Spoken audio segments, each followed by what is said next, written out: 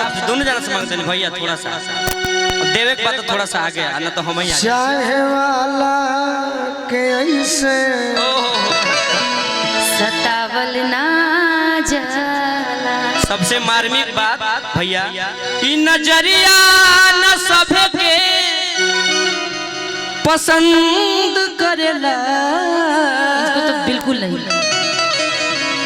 गोलू गुंजन के ऐसे करना गोलू है कहाँ कहाँ बचबू तड़पावल ना जाला।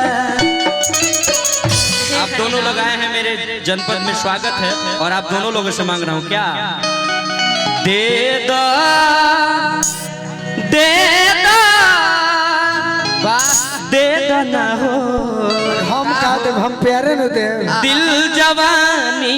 आपके पास दिल है ही नहीं तो देंगे क्या? भैया भैया भैया राजन भैया इनके पास तो दिल है ही नहीं, कितनों को दिए नहीं जब ले जवानी में तब ले हमरा हम चाहिए प्यार से तू जवानी दो दिल कि दो तो से मांगी ला प्यार। ये जवानी में तुम अपने जवानी में दिल मांग रहे हो, से प्यार मांग रहे हो, गलत मीनिंग।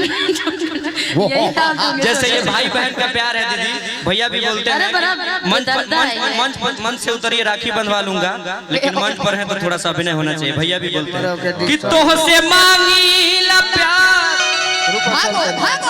इन निशानी में दे दा दे दा दे दा ना हो दिल जवानी में दे दा दे दा ना हो दिल जवानी।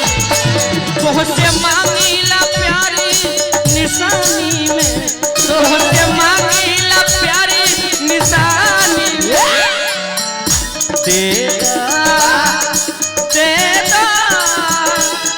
दा ना हो दिल जवानी में